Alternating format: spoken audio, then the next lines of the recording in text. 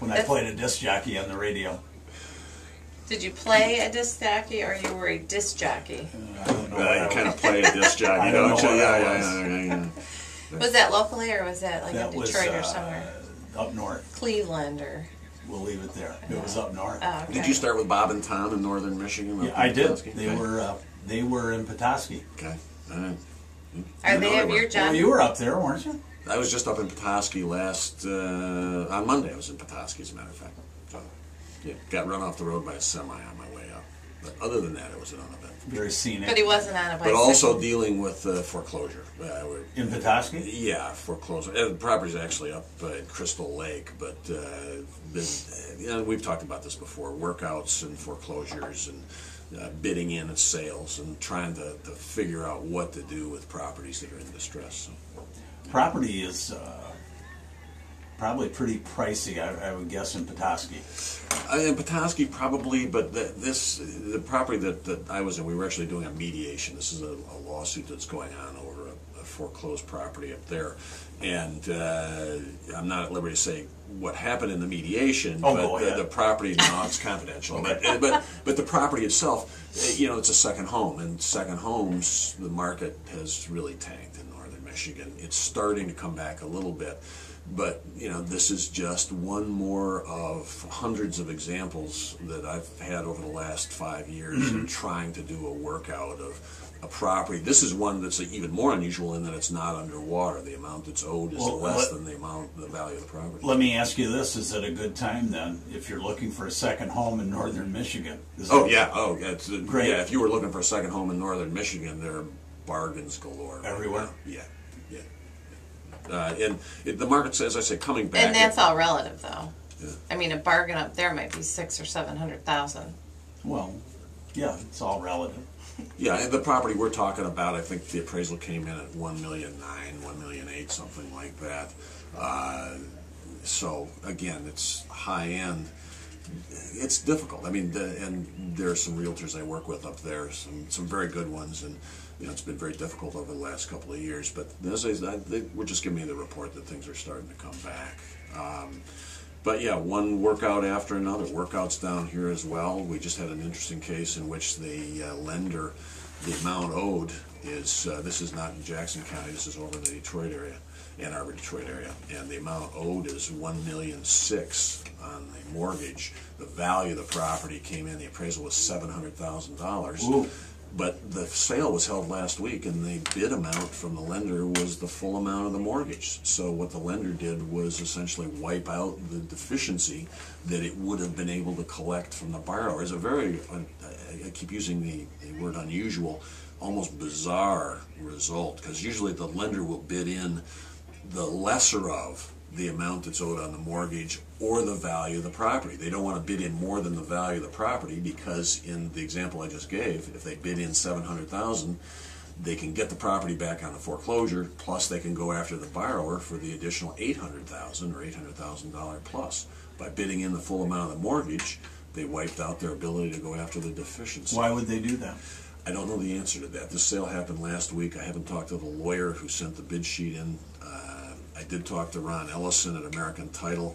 An affiliate of theirs is helping us out in terms of the title work on this particular property, and he and I are both scratching our heads about it. So things, there's some bizarre things. Is the lender one of the big boys or local? This is one of those loans where it's being serviced by a big boy, but the loan itself was sold at a substantial discount, I'm sure. Oh no, I'm sorry. This one is held by the original lender. I'm just thinking of the other case. So it's a big boy. Yeah, like it's a big Wells boy. Fargo, Chase. Yeah, I'm not going to say. I won't say who it is, but yeah, it's one of the big boys. Okay, and it's a shelved mortgage, one that they hung on to. The one in northern Michigan was originally a big boy, and that mortgage got sold as part of the bailout, the federal government bailout. Probably got sold for 20 or 30 cents on the dollar, and now the holder of that note's going after it. So, good morning, Laura. I'm just listening. Was that the lead-in? Yeah.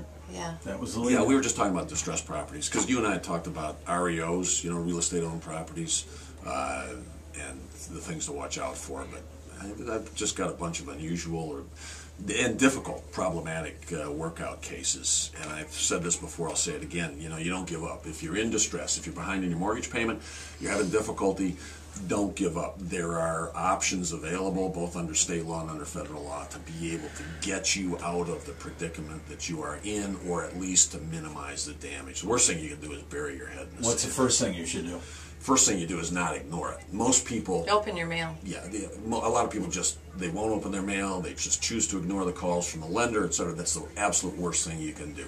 Start talking to them early. It's going to depend upon who holds that mortgage. Are you dealing with the original lender? Are you dealing with somebody that bought it as a result of the government bailout, or because the paper was sold for another reason? Or are you dealing with a servicer? I mean, I can tell you who the services are that are easy to deal with or better to deal with. The ones that are absolutely terrible to deal with, and lenders. But you at least start the dialogue going. Don't let it go. The farther you go without talking to them, the worse it's going to be. Even if you go into foreclosure, you get a notice of foreclosure. The state law, if it's your residence, gives you a bunch of options. You can stall it for 90 days, and I don't mean stall it just for the sake of stalling it. You stall it for 90 days, it gets put on hold while you have a conversation with the lender about what to do. Even if you're in foreclosure, you can start talking about short sales and a variety of options. Giving the property back and getting some cash in order to save the lender the trouble of having to go through the foreclosure. One of the worst things you can do is start damaging the property, not keeping the property up, because the lender's going to be more willing to talk with you if you're taking care of the property. It's really difficult times, and I just heard the statistic this morning that in Michigan this last month there are more foreclosures now this last month than there were this last July in 2011. Is that Michigan or that was national? I thought that was a Michigan stat. It was a national statistic. Mm-hmm. All I know is it's a troubling statistic to me. You know, you hope that you're coming out of this real property debacle, and it just keeps lingering and lingering and lingering. But the national statistics aren't necessarily the same as local. That's true. I mean, you're seeing a lot of activity in Jackson. The Ann Arbor market is going gangbusters. Some of the markets elsewhere in Michigan have rebounded, but we're still, because of the employment numbers, we're still having borrowers who are in properties that are upside down, who are struggling to make their mortgage payments, and they don't know what to do. But we're seeing fewer of them. More people are doing short sales. Are they? Now I went to the tax foreclosure sale last week.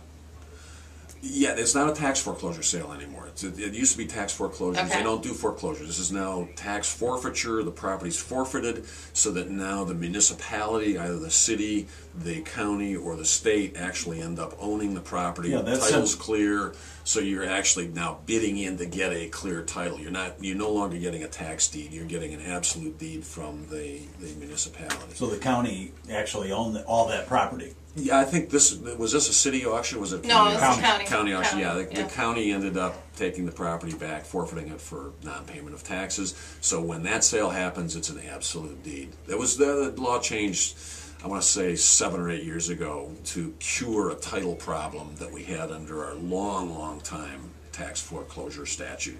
We couldn't get title insurance companies to insure title. Statute got changed. Now you can get title And insurance. that's fairly recent. I have a client who bought 3 or 4 pieces of property at a tax sale. Yeah, that's And at least she's 5 or going- 6 years ago. Well, I don't think so. Trust me, I'm a lawyer. And Yeah. she's having problems getting clear title on them. And I'm sure it hasn't been that long. I'm sure it's only been a year to 2 years. Yeah, I needed to see the facts. Okay, give me nothing but. She the bought it facts. from where? She says a tax foreclosure sale. She picked up a tax deed at the tax sale, which would be under the old two statute. vacant properties, I think, and at least one house, or if not 2 houses. Yeah, I'd want to see more of the facts, see when she bought it, how she bought it, under what statute, etc. Okay. Well, I've had 3 title companies involved, so. I don't know. I mean, I'm flying in the blind here on this one, so I just don't know. But we picked up a house at the sale Thursday. Okay. $8,200. That's not a bad thing. Although I don't really. The problem with them, you can't go in them to see what they look like, to see what you're getting. Another client got one that I think he paid But- about $9,000. But she's ignoring the fact that it had a special. A lot of these sales are picked up by adjoining property owners, and this is a property that was adjoining one that we already own, and it had a shared driveway and actually had a shared garage, if you can believe that. So it has a special value typically to an adjoining property owner, and that's often who shows A lot up of at them a are sale. like that. Yeah, Right. exactly, because it makes sense. And in fact, in Detroit and in other municipalities, there are programs for the municipalities to take over properties, whether under the tax forfeiture or condemnation proceedings, and the first people they offer the property to are the adjoining property owners. They actually offer to split now a lot where the house has been demolished. They offer the neighboring properties one half of the lot, so they now add it to their existing lots. That's a good program, where you have a declining population. You don't expect that the property is going to be put into productive use again. Well, they'll probably do that in the municipalities where they're demoing the house. So what are you doing with that property? Well, Can I it's ask? a 4-unit. I Oh. haven't been in it yet. It's a 4-unit? Yeah, it Wow. was a house they converted into 4 apartments. I think I'm going to take it back to its original. Because it's right there on West Washington and between 2nd and 3rd. It's a very cool area. It's Yeah. interesting, That she would hasn't be- talked to me about what we're going to do with it. You notice she said, this is what I'm going to do with it. That's what I heard. I don't think you care. I think that's the way that it works. Okay. Yeah. But I think it'd be nice to put that back to a single-family residence.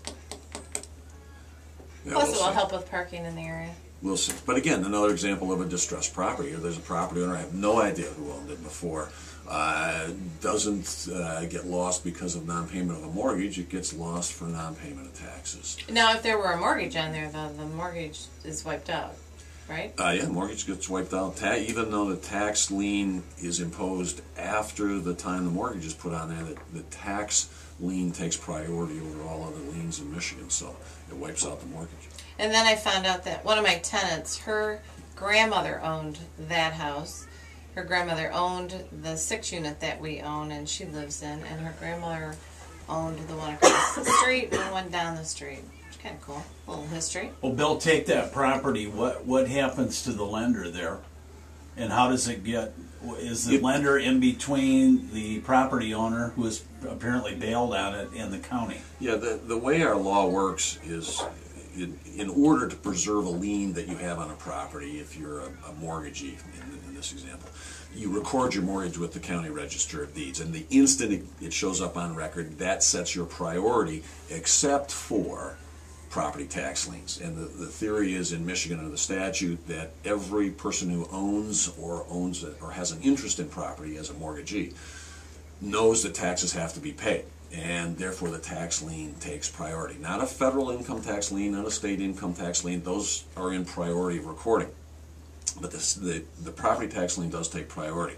And so the mortgage company has the ability to ask the municipality, it pays $1, I think, a year for the municipality to send it copies of the tax bills so the mortgagee can keep up on whether or not the taxes have been paid. If they're not paid, the mortgagee under the mortgage steps up and pays the taxes, because if the taxes don't get paid, it goes up for tax forfeiture. The forfeiture actually takes place, a judgment is entered, the period runs on the redemption.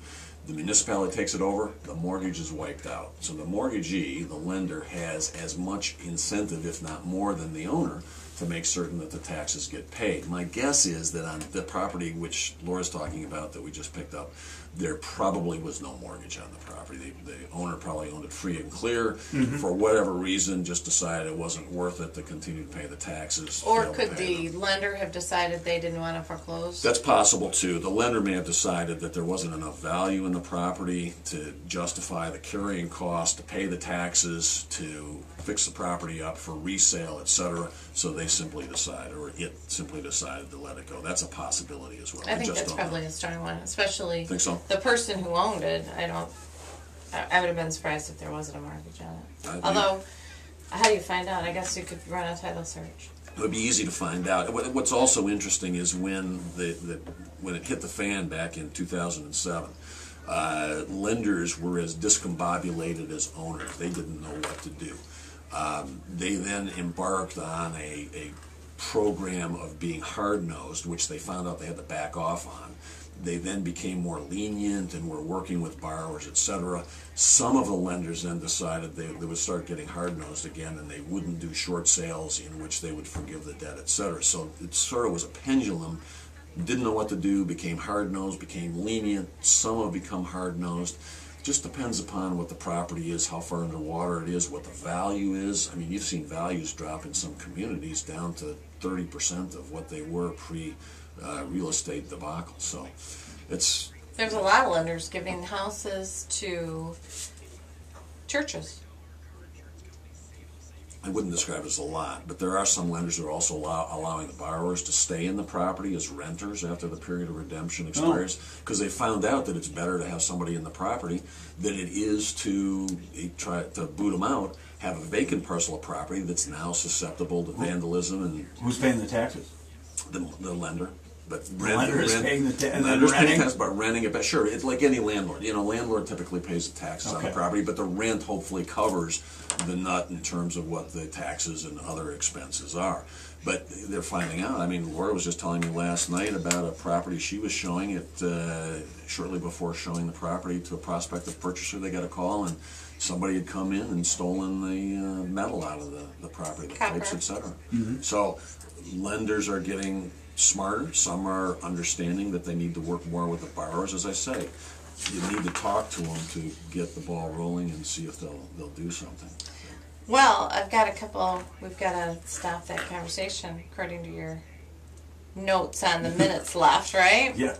So, new listings, 405 Seneca, which is over there, Detman and Michigan Avenue. Yep. Okay. Nice neighborhood, 3 bedrooms, 1 bath, 119.9. Single owner. I mean, they built it, and it's a nice house. And then 4900 Oak Point is on the channel to Wolf Lake. 4 bedrooms, 4 baths, and 324.9. That's a great house. Price reductions, 6122 Kennedy is down to 199.9. Dropped that $50,000. Sits on 55 acres. 8838. Where's that at? Kennedy is going to be Stockbridge Schools. Okay. And then 8838 Coon Hill Road, which is also Stockbridge Schools, is down to 57,595. We have a Western Schools on Sharon, 8036 Sharon, 65.5. And then an open house on Sunday, 1 to 2:30, lake access to Lake Leanne, 11940 North Lakeside Drive, 164.9. That's a 3-bedroom, 2-bath, full walkout basement. And in the waning moment, will you allow me to give a shout out to one of your new listeners, Rod Crode, one of the Starbucks buddies, who now is going to listen to your show on a regular basis, along with Chris Rowley and the rest of the gang. Welcome, welcome. We'll see you next week. Okay, ciao.